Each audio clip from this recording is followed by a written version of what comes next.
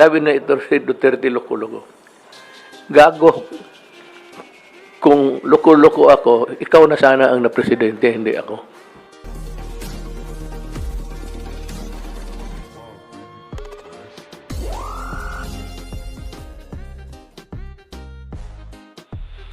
Mga kababayan ko, ganito ang sabihin ko sa inyo. Una-una, we always invoke the name of God. I thank the Lord for guiding the brains of other races, other than Filipinos. Well, we were trying, but they were, so, lack of facilities or talagang wala talaga tayong infrastructure for research and meron akong bakuna. Ang hingin ko sa inyo ganito, magtiis lang kayo ng kunti dahil nga sa hawaan. Ngayon marami na ang nahawa. It's because yung iba ayaw ninyong magpapigil.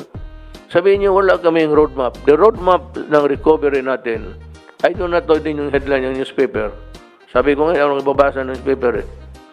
The roadmap, if it's about me, I do not read. Duterte, where is your roadmap? Hindi nga kami maka-roadmap because we were talking about a budget. Ito ng gabing ito. Hindi kami makaano ng, I could not have uttered a single sentence about roadmap to recovery. Kasi ang una talaga diyan, ang medicine. Now, sa mayroon na, except for the authorization, yung i-distribute na, at yung final approval, distribute na sa mga opisina nila dito, Pfizer, Moderna, for the public. I promise you, by the grace of God, I hope by December, we would be back to normal. Huwag ninyo yung new normal. Kasi sabi ko nga noon, pag umpisa natin, hintayin lang natin yung vaccine. Hintayin lang ho ninyo. By December, kung makatiis kayo, kasi kung lalabas rin kayo, matamaan kayo, patay rin eh. Ang mayroon ng, kasasabi ko nga, kaya ako saludo talaga ako sa Chinese. Kaya iba dyan, sige kayo daldal. Ang unang makuha nga natin siguro from China, Sinovac, China, Phase 3. Emergency authorization, pati approval. Sinopharm, China. Sa Wuhan pa, doon galing yung so this say. Sinopharm, Beijing. Moderna. Nasa stage 4 na sila. Pfizer, Biotech. CanSino, Biological, China. Sa third, Shifi, China, Innovia, Novavax, Johnson & Johnson, the Merck, first stage pa lang. Next month, meron ng ma-release sa ibang kung. Ang mapabubuti lang nito, to our credit, is that we have remained friendly with China. And China was able to guarantee, sabi nila dito sa akin, that the Philippines would, ito basahin ko na lang, Chinese Embassy, China, to give priority to the Philippines once the COVID-19 vaccine is successfully developed, said spokesperson Wang Wenbin at the regular press conference on July 28, 2020. July 28, sinabi niyan. The Philippines is a friendly, close neighbor to China. Since the outbreak of COVID-19, the two countries have been standing together with mutual assistance, turning epidemic cooperation to a new highlight in Balita. Nangako sila na may priority tayo. Ang the first three, China ang nanguna eh. Moderna pati yung Oxford AstraZeneca. It's a American British average. Now, ito ngayon. Balik tayo sa mabutit, nandyan, dito yung cabinet. Magtanong sila, mabigyan ba kami, Mayor? Ito ang i-guarantee ko. Ang listahan ng mga tao na makatanggap ng pera noon sa hirap, ang una, ang nagbibigyan ng assistance, yun ang kategory natin. Ang mauna, yung walang-wala. At saka, of course, those in the hospital, mga hospitals. Yung mga sick na, or dying. Ang una talaga yung mga tao sa listahan na tumatanggap ng assistance sa gobyerno. Ngayon, pangalawa, yung middle income. Libre to, hindi ko ito pagbili. Yung third, kagaya mo, Bong, Wendell, Sani, ikaw, General Lorenzana, General Anyo, ikaw ma'am, ako nang yung para akin hatiin natin. Bigyan kita. Wendell is not so rich. Alam mo itong mga military na ito, pobre ito. Mauna rin kayo. And also, my military and my police. Because I need a strong backbone. The backbone of my administration is the uniform personnel of government. Yung mga mayaman, huwag na ninyo akong isipin kasi hindi ako nag-iisip sa inyo. Sorry na lang.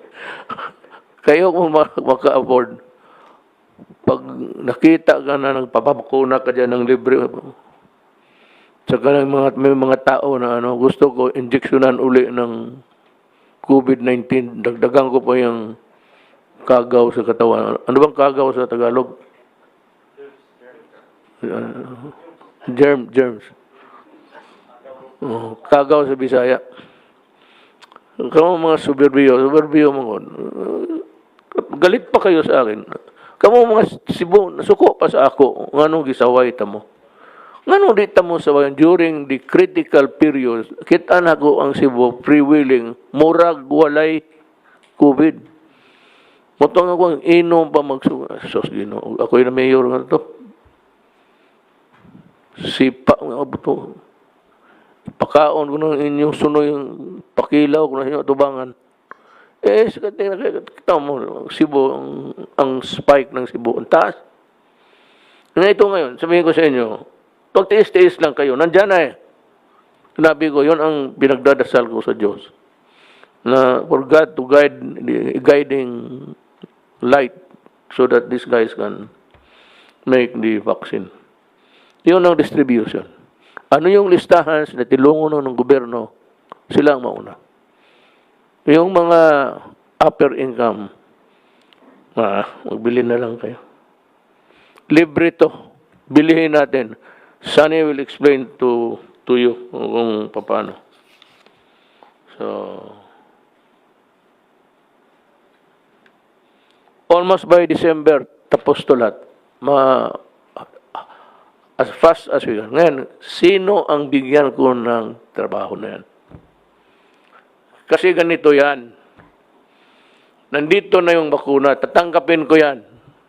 Sino pabigyan ko? Ibigay ko sa barangay? Barangay captain. Hali kayo. Sabihin niya sa leader niya. Yung si kapitan, wala yan, hindi nagtulong. Bahala na mamatay na yung barangay niya. Mamuliti ka, unahin niya, siya, mayaman na, ako muna. Hindi, yung mga kalaban niya politika, hindi mabigyan. Yung ayaw niya, hindi mabigyan. Ngayon, sino ang magdala nito?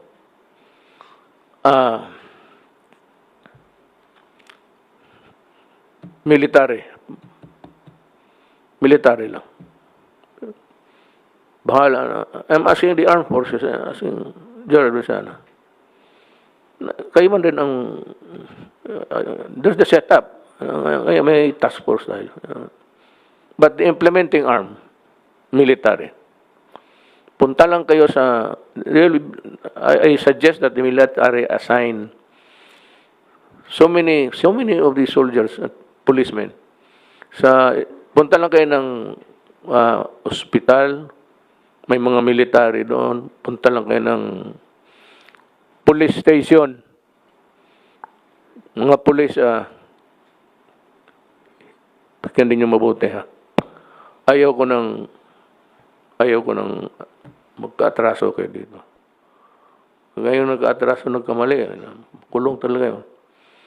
Punta kayo sa police, Puriculture Center. Pero military ang tusok-tusok sa iyo. Yung kalaban ko, sabihin ko sa military, do not use the needle. Bayoneta ang gamitin mo. Lalo, mga drug possessed, drug addict, I will not waste my...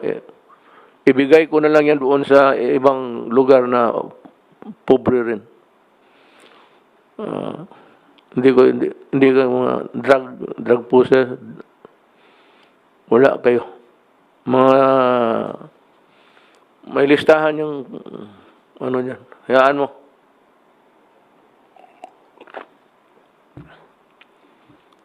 Yun ang utos ko. Yan ang gusto ko. Hindi maganda? Hindi talaga maganda. Yung mga tao, hindi pala tao sila. Tingin ko, mga drug possessed, drug lord, aso. Tingin ko sa kanyang aso. Hindi ako magtulong sa inyo. Sinisira ninyo yung Pilipinas. Pinapatay ninyo yung tao. So, we'll hear Sunny talk about dalawa. Kasi ang tinatanong ng anong gusto ng tao, sabi na, marinig lang nila kung anong plano mo. Wala pa akong plano kahapon kasi ngayon lang ito dumating eh. Itong balita sa vaccine. Yung ilan, yung kompleto na talaga. So Sunny will talk about it, where to get the money and how to go about going out of post-COVID Philippines. By December, I suppose. Sunny, can you? Po, thank you ho.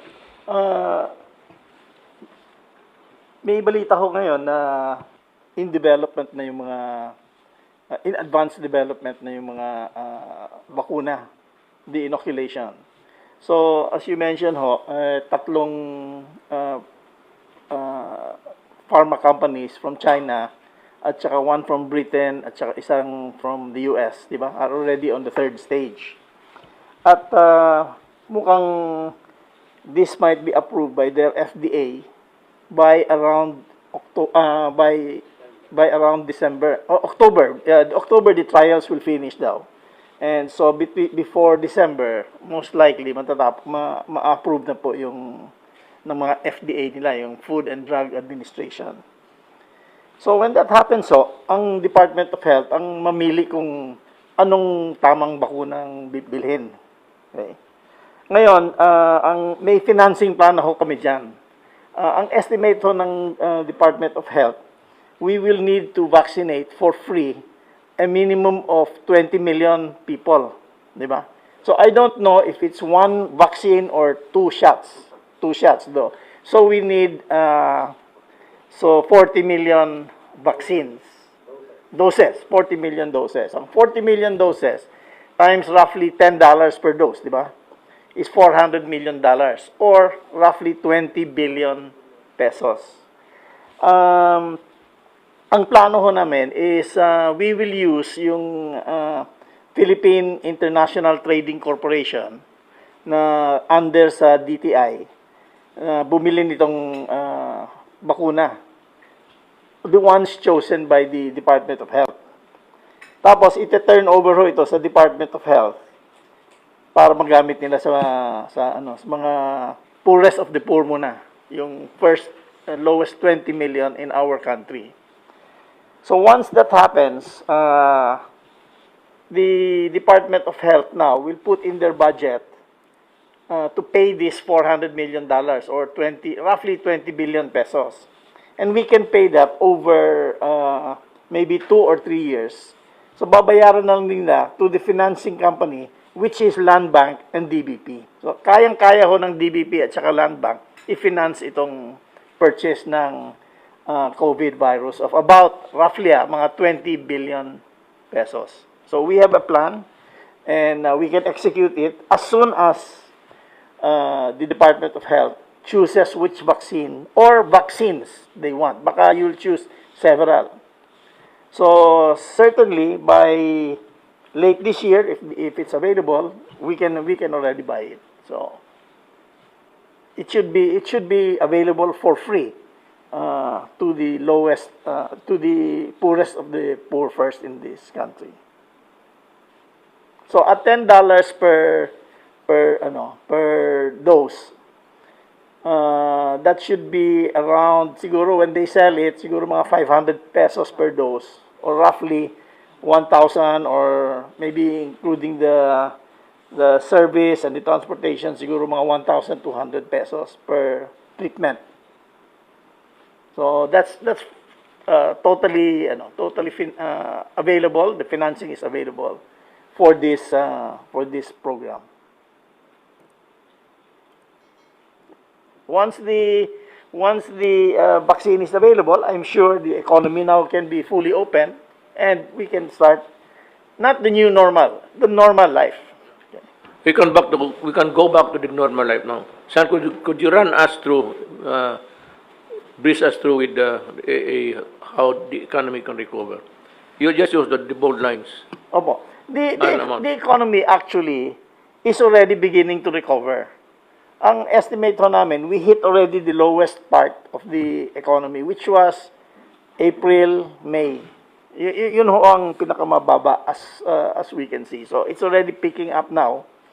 And we are going to be seeing a pick up in the in business activity as we go on. Actually, it's already starting to pick up already now. We have a few problems. Among them, number one, yung transportation. Kailangan we have to have more transportation available. We have to encourage people also to start spending spending money so that the economy can start picking up. In the meantime wala ho tayong problema sa liquidity. In other words, may pera. People are not short, the economy is not short of money. Number one. Number two, the inflation is relatively low. It's within our target. Number three, yung peso ho natin is the strongest in Asia. The strongest currency in Asia is the Philippine peso. It's stronger than the Japanese yen. So people have faith in us. We are able also to finance it by borrowing locally at saka borrowing internationally. So we're in good shape to take this to overcome this crisis. Alam mo,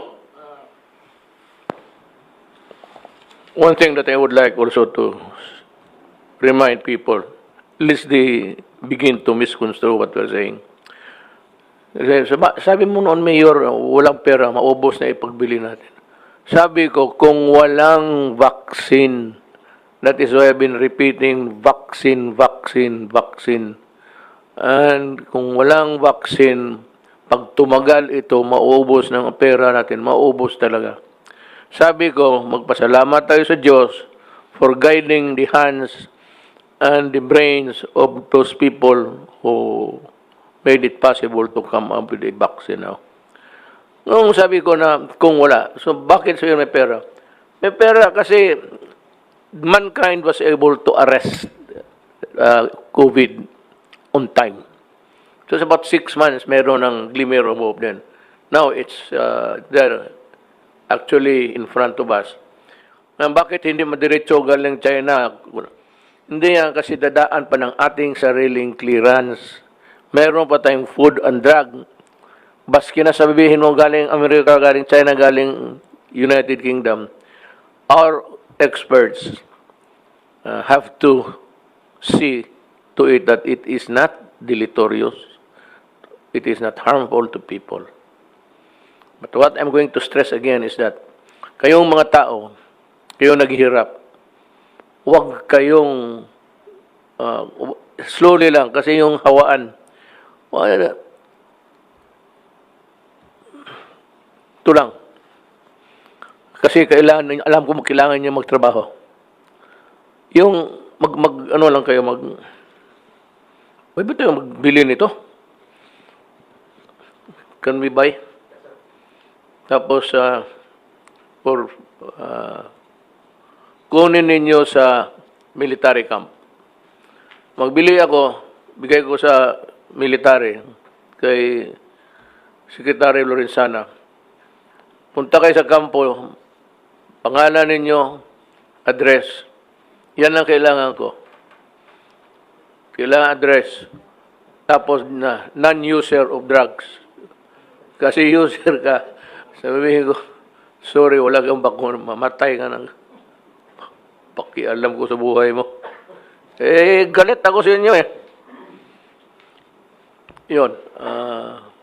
Ang recover natin is normal na because I said we were able to arrest. Not us, but mankind or the Chinese, Americans were able to catch up with the COVID.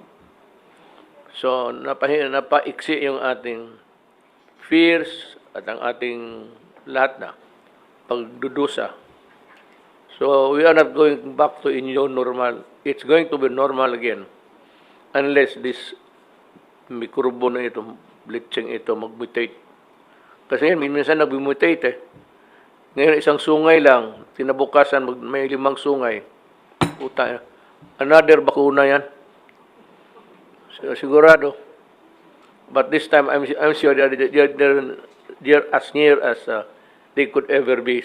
Natabihan na nila yung germs eh. So gusto ko pang magsalita, gusto ko magdaldal, pero gusto ko lang magyabang. Nandito ulit yung basahin ko lang ha. For the rest of the Philippines. For the rest of the Philippines. Minus ha. Yung minus to. For the rest of the Philippines, minus NCR. Kasi maraming hawaan. Maglabas-labasan kayo. Hindi, wala nang katapusan itong hawan. Anyway, it's the vaccine. NCR, Bulacan, Batangas, Cavite, Laguna, Rizal, Cebu, Lapu-Lapu City, Mandawi, and Zamboanga City. Naka sa general community quarantine kayo. Para ma-shorten yung purgatorio ninyo. Yung kasi kung maghawaan na naman ito, walang katapusan. Then ang problema nito, sabihin mo, ano ba ito putang inang Duterte na ito? Akala ko pa may vaccine. Nandyan na nga. Kaya lang dadaan pa ito sa mga proseso, lalo na sa atin. May batas eh. They have to be approved by the FDA, Food and Drug Administration. Ngayon, kailan? Well, as soon as possible. Pagka sabi na, parang ministerial na yan, madali na yan, tingin na lang. Ngayon, yung may baka sa production, minsan may mga, anong tawag nitong yawa na ito? Itong lagyan sa medisina. The siren would be the, what do you call this, sir? Yung bayan. Yung mga bayan ng walang laman, i-reserve yan sa mga drug addict. Hangin yan, putang ina kayo. The rest of the Philippines, modified general community quarantine. Itong mga sinabi ko mga Philippines, tiis-tiis muna kayo. Yun lang. Not Philippines, okay na. Modified general community. Kunting ingat lang, wag do not mix together and observe itong distancing, the distance rule. Yan lang hihingi ko sa inyo. Pero wag kayong matakot. Hindi ako nagyayabang. May bright tayo na finance secretary. May military ako na maasahan ko. Ang hindi ko maasahan yung nagbibili tapos nababalato pa. Sabi ko na nga noon eh. alam nila before na sinabi ko na ito sigurado. Same story. Hindi bigyan yung kalaban, hindi bigyan kilala, suluhin ng lahat. So sabi ko, ito ngayon, military. Nearest camp, nearest police station, may mga nurses yan. And volunteers, I am asking, yung mga nurse na walang trabaho, total, bakuna na ito, hindi naman ito may COVID. Basta mag-mask lang kayo. And of course, gloves. And ito, tingnan mo itong binigay na. Tingnan mo ha, pag ginanong ko, alcohol. Yan. Kaya ako, kanina pa ako, sige, naglalaro ako, nag-enjoy ako, nag-sprout eh. Yung nanonood sa atin, alam nila, kanina pa ako, gano'n. Pero, hindi, sabi na ito si Duterte, loko-loko. Gago. Kung loko-loko ako, ikaw na sana ang na-presidente, hindi ako. Sa lahat ng follower ng Page Lifetime, you subscribe and press the bell. Press the bell.